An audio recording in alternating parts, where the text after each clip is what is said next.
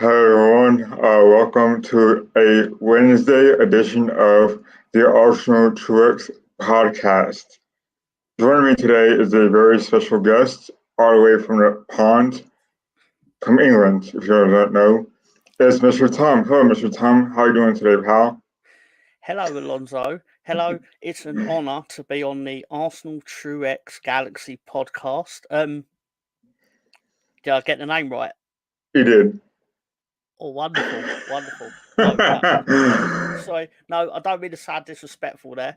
It's always an honour to be asked to go on things, obviously, and you try to support your friends and stuff like that. So, Yeah, I cool. mean, we've been quite podcasting for quite a while now, Tom. Of course, we had a dream one day that we all had our own podcast. Of course, you and Tony have the Full Nelson podcast on Thursdays and Saturdays, I believe. No, Saturdays are pay-per-view days, right?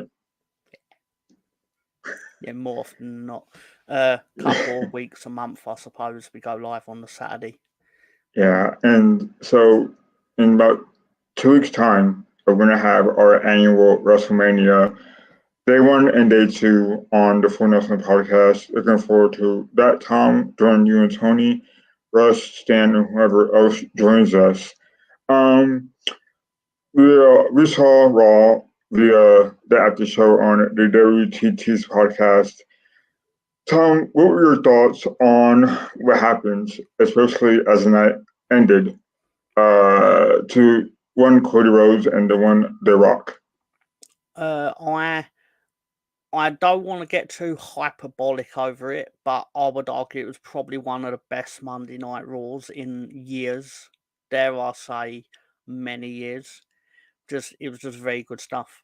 Uh, the fact that, sorry, without getting into spoiler territory, even though I'm sure it's whatever really in it, but anyone watching this who's interested in wrestling would know what happened probably. But The Rock came out unadvertised, which was quite a nice surprise. Um, Well, because they've been doing the thing, haven't they, where they've been going, Right. "Oh, the Rock's going to be here this week, and the Rock's going to be here next week." But then on Mondays, they've not said anything like, "Oh, the Rock's going," like they were like, "The Rock's going to be here next Monday," but then he Mhm. came out this Monday. So I'm watching. I'm like, "Well, Dwayne, what are you doing here?"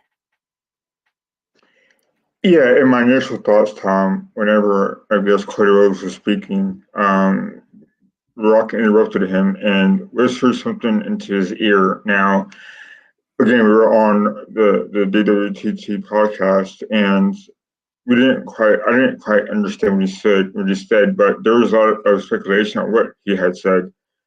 And, as I went on, like you said, it became one of the best minute Raws in quite a long time. And they had that one match with, I believe it was Jimmy J. Uso, right? And I forgot who he was fighting wrestling. Um, Nakamura. Nakamura, that's right. Shinsuke Nakamura, because he was taunting him as the night went on, saying he wanted a match with him. And, from what I saw, it was kind of cool seeing everyone involved that was in that storyline. And then Drew McIntyre getting involved as well. And Drew McIntyre, earlier in Raw, had a quite pop bomb esque with CM Punk and also with Seth Rollins, and it all accumulated to that one big Raw at the end of Raw. Which then, the golden rule is don't ever attack anyone from the back, which Rock did to Cody Rhodes.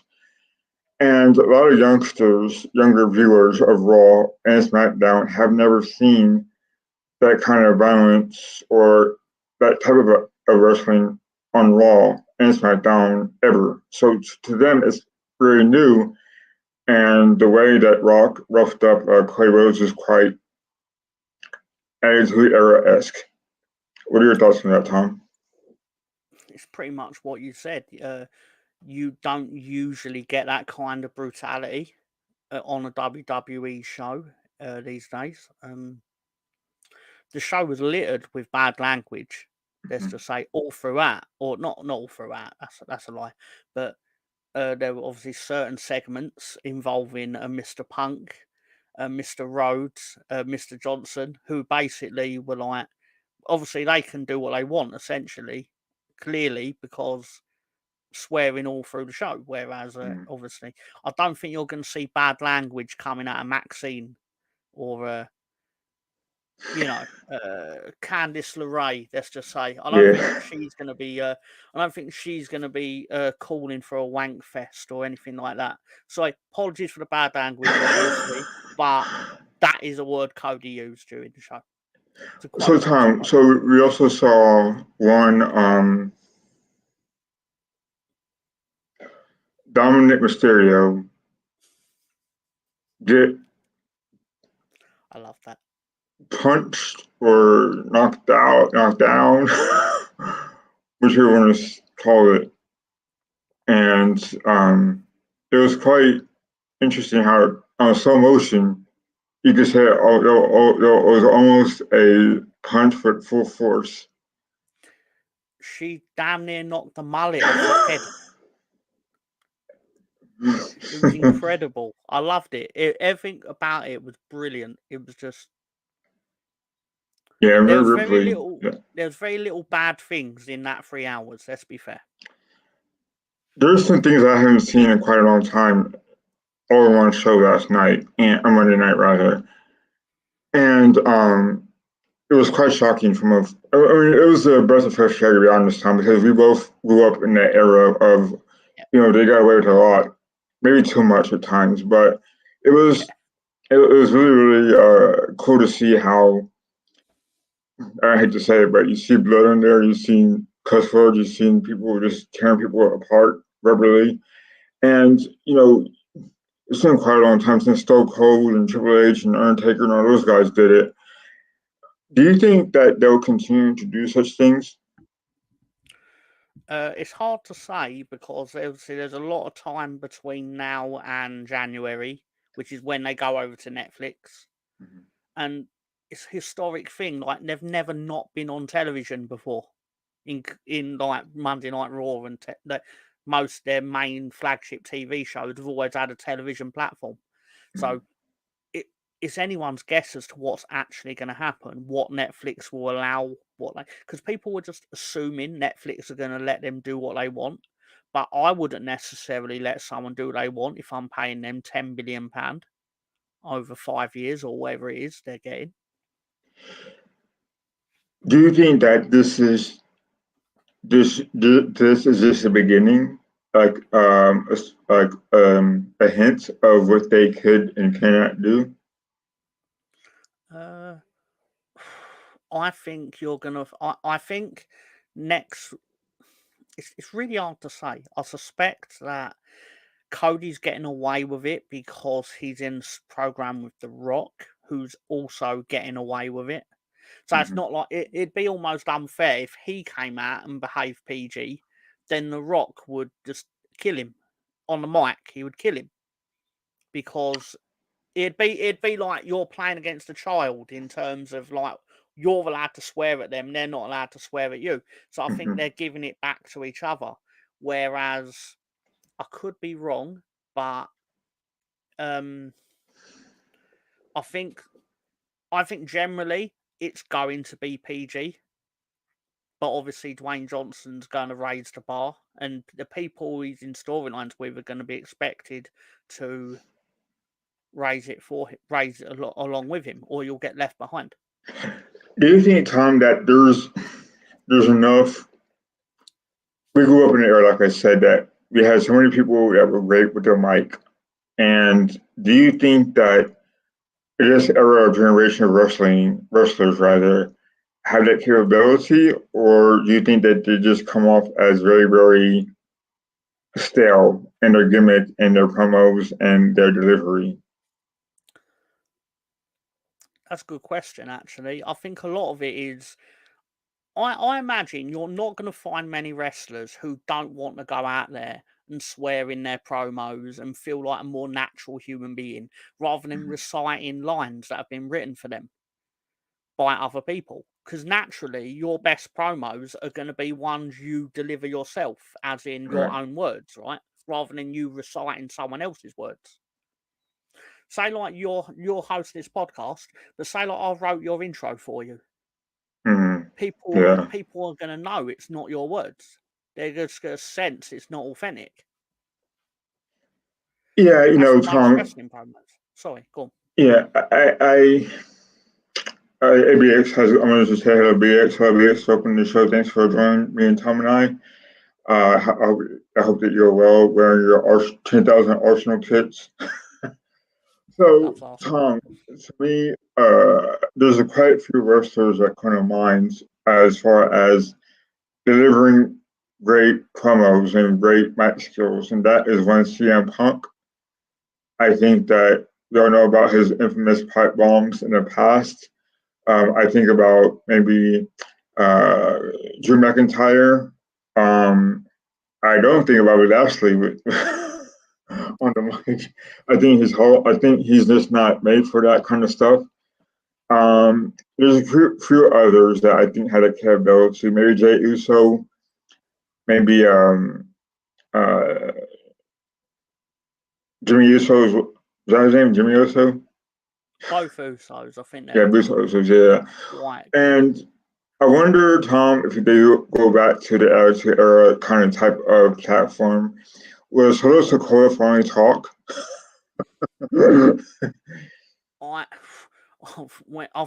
I'm wondering when he'll finally win. He's not won a match. He's not won a match since he beat John Cena. Wow. I've got a thing for it for the full Nelson tomorrow, but it's alarming when you see how many matches he has lost since November. But It's a big number. didn't he have a lot of hype around him when he came from NXT? The thing is, in NXT, his character was just a street fighting character. He would talk. He would actually talk. Like he would cut promos. He's like a normal guy. He just happened to be a guy who they basically, as soon as they brought him to the main roster, he has to be put with Reigns and Uso and all them. So, and he then has to become their silent enforcer, which it works for him, but it's not who he is really. Right. I was trying to say hello to Dan Bullock. Dan and I have been social media friends for a very long time. And Dan also is a big fan of wrestling. So we talk about wrestling from time to time. If he'll post something, I post something on Facebook, he'll respond, and he's a good guy. So Dan, thanks for coming on, man. Appreciate it. So Tom, since from today and let's say WrestleMania and Raw. Sorry, Alonso. Sorry, I don't mean to interrupt you because I know you hate it, but your friend Dan actually brings up a great point about Moxley because it comes into what I was saying about your intros, like if someone else wrote it. Because John Moxley, when they turned him heel and they gave him a script and they gave him this silly character, it felt he hated it because it came off how he felt, as in this isn't who I am. They're making me say crap lines, and everyone hates it because they know it's also crap. Then as soon as he went to AEW and he could do what he wanted on the mic, it come off a lot better. Sorry, I know you was going to ask me something else, but I just thought it entered my head more. No, that's a good point, Tom, because I'm just curious to know why John Moxley left the WWE, because there are a lot of rumors on why he left, and to me, I think you're probably right in a sense that he was on a tight leash with the WWE because he became a big star, or at least he was headed that way, right? So you think AEW has even more of a leeway as far as trying to contend for at least something more than just an Intercontinental title belt?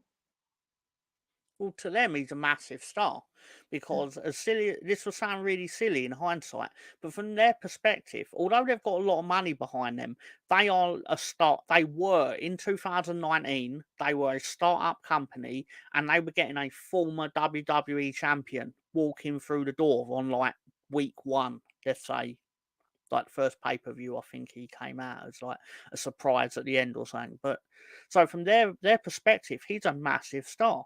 and they've continued to present him as such, to be fair to them.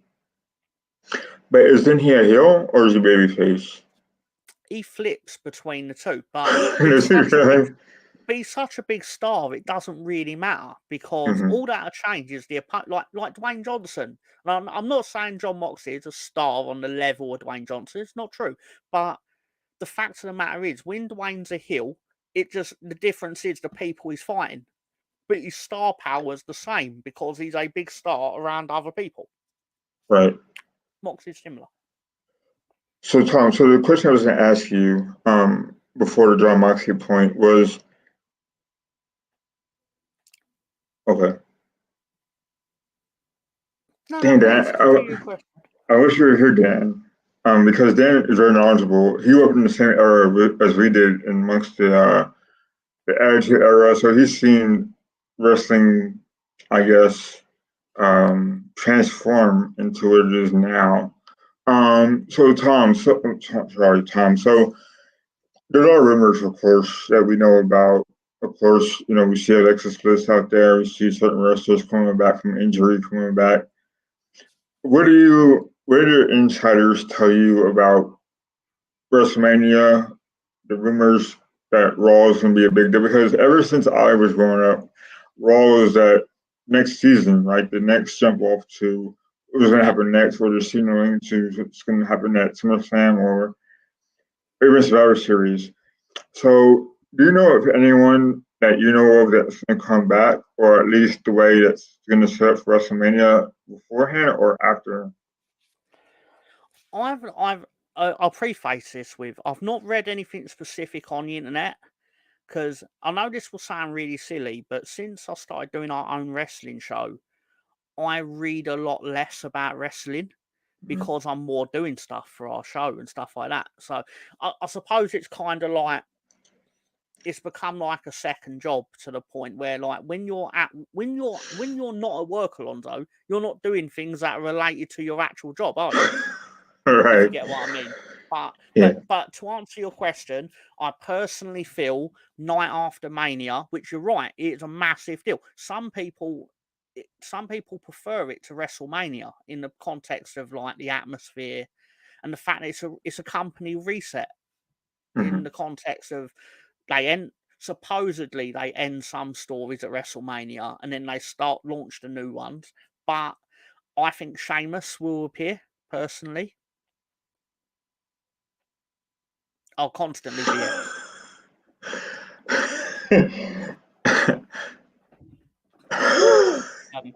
Oh, thank you. That's so kind. Thank you, sir. But no, I feel I've heard that Alexa. I say I've heard after I've just said I don't read stuff, but Tony was talking to me as if Alexa Bliss is coming back Night After Mania. Doesn't seem that despite it being Tony, doesn't seem that implausible. A broken clock can be right twice a day, to be fair to him. But I wouldn't be surprised if Sheamus appeared. Those are the main two. I'd sort of you're going to get someone from NXT appear, I suppose. I don't know. Do you think? What are your thoughts on the reasoning why we get these talented NXT wrestlers that already make that jump, and or why do you think it's taking so long for Jade Cargill to be on the main roster? Well, she's going to debut on SmackDown this week, apparently. I don't know if she actually will. That's what they advertised.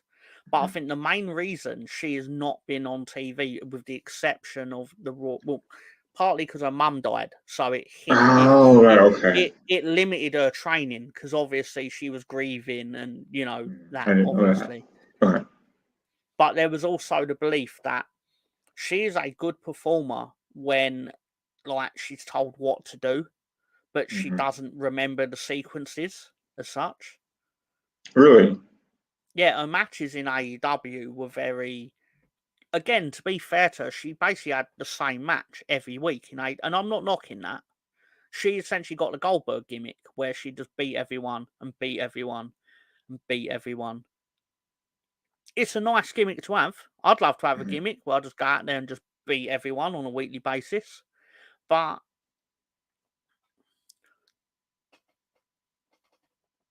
Mm. but generally speaking, I think their concerns are, can she carry a longer match? Because I don't think they want to give her the gimmick she had in AEW. Mm-hmm. Partly because I think that people won't buy that she has that, because like Asuka had that gimmick. Yeah. Asuka broke Goldberg's streak in terms of like number of wins, and people were fine with it because Asuka's an amazing wrestler.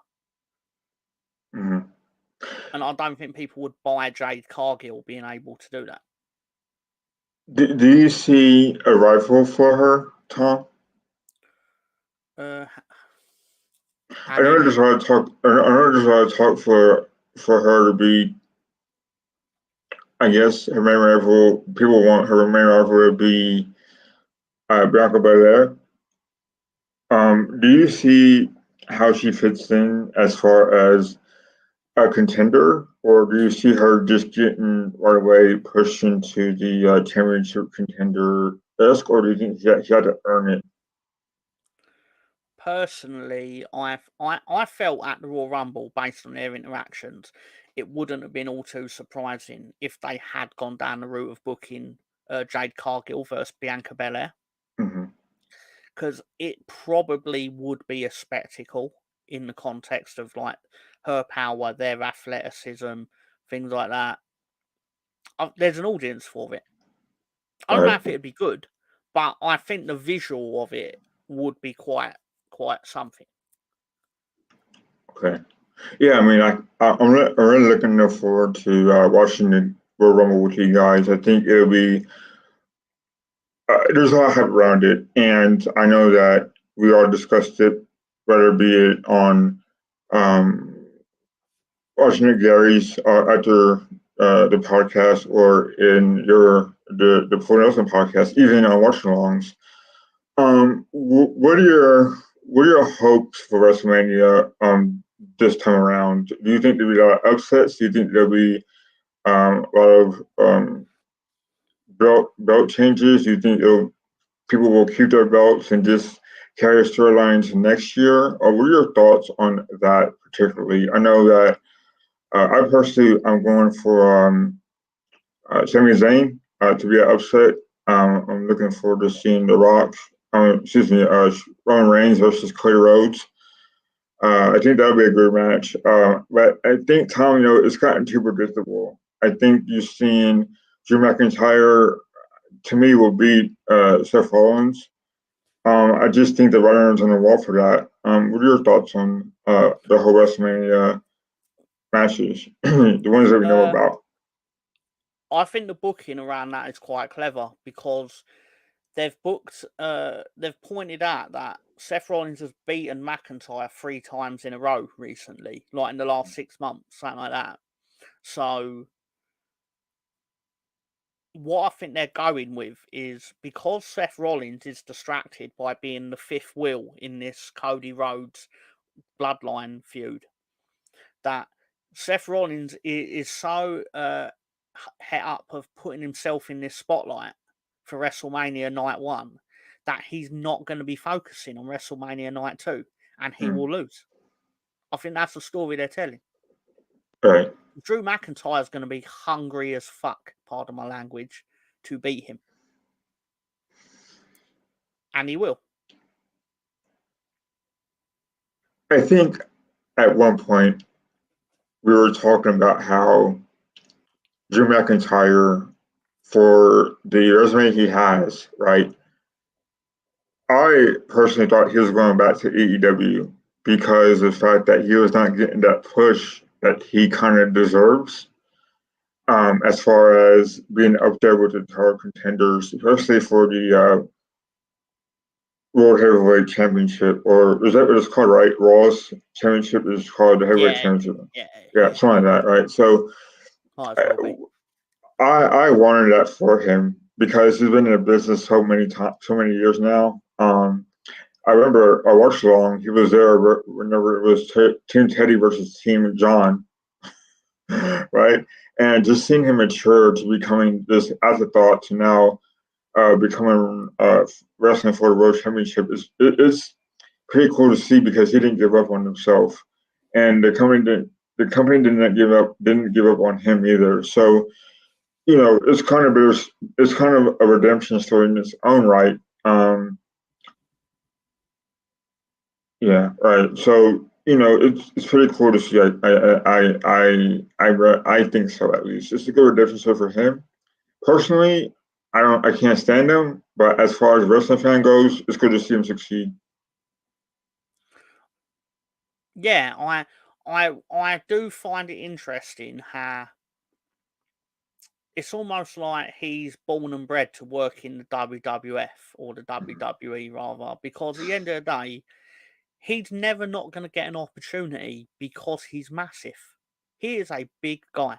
Like mhm. when you see him in the independent scene, like when he wasn't in the WWE, he is a massive fella and he sticks out anywhere. He doesn't stick out as much in the WWE because he's also around big fellas. And that sort of counted against him when he was less experienced. But now he has that experience, and I'd argue he is already BX. Uh, I mean, they create stars to the point of like they can probably run the Intercontinental title at the moment on a house show, as in the main event. I'm not sure they do, but they could get away with it because they're so hot right now. To quote Zoolander, they're so hot right now. But just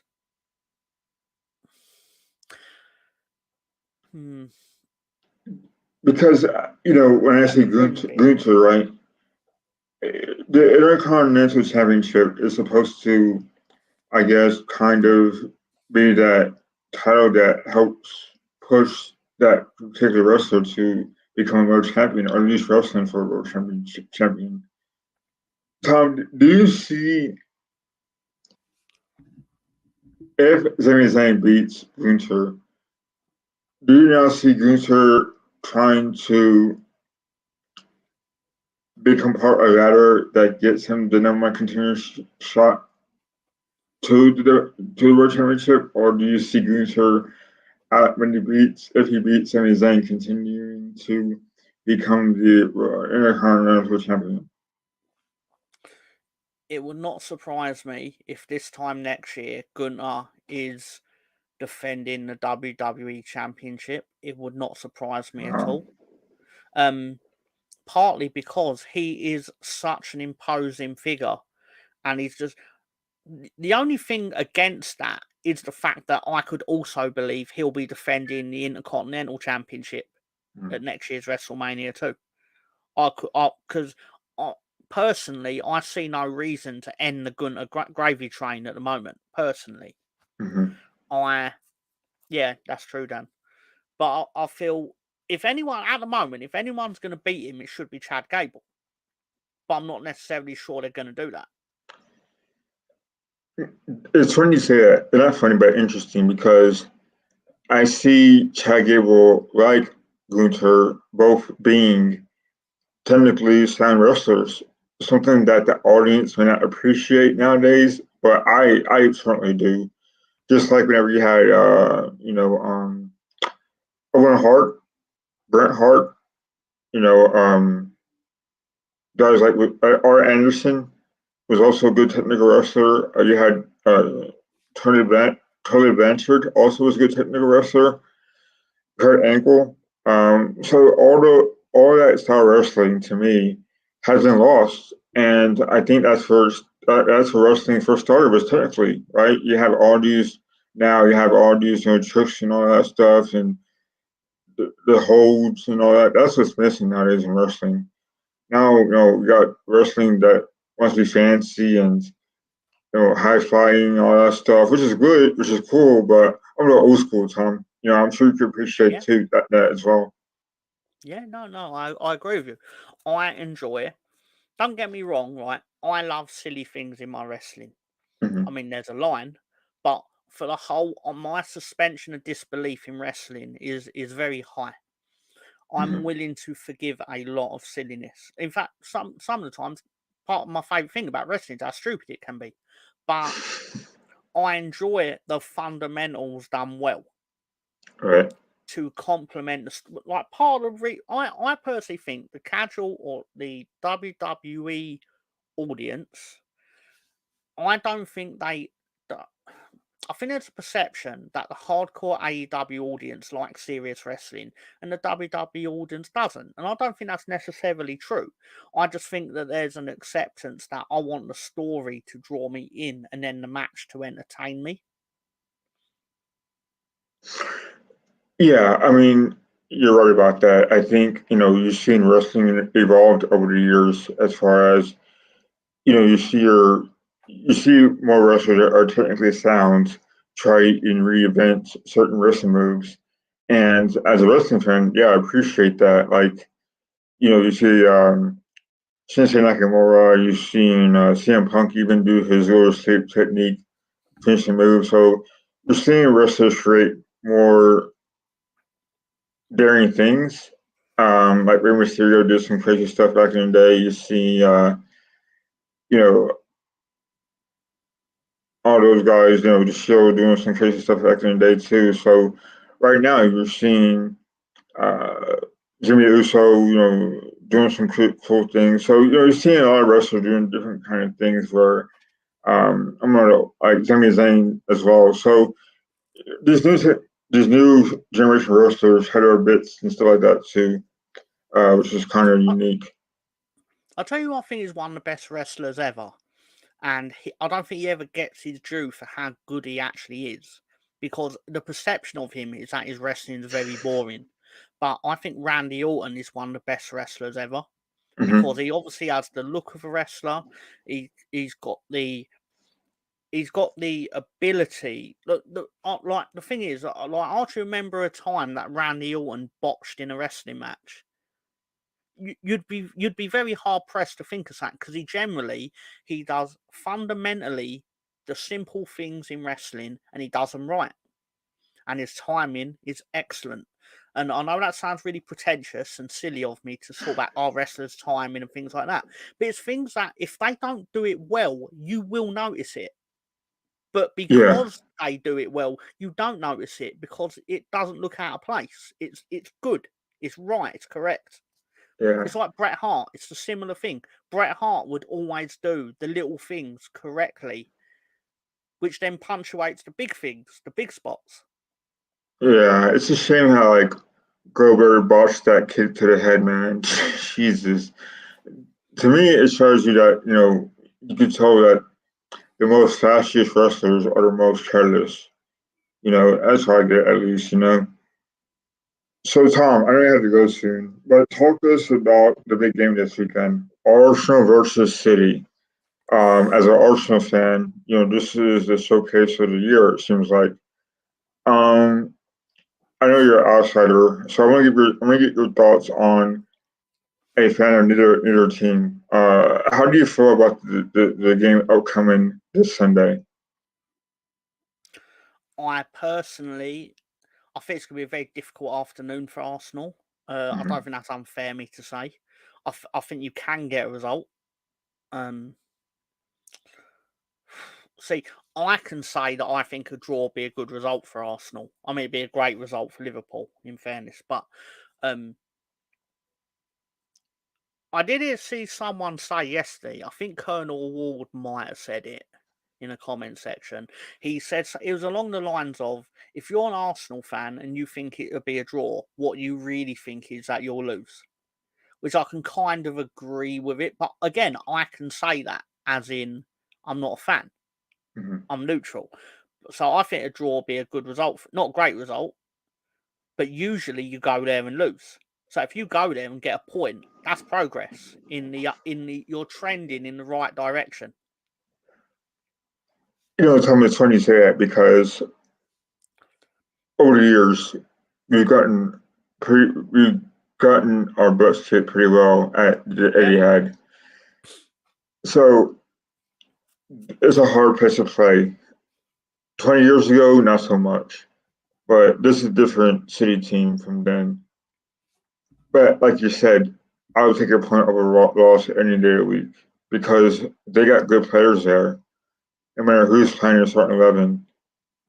But there's some Arsenal supporters that will say we should score more than 3 goals. If not, it's a bad win. And I think you know who I'm talking about.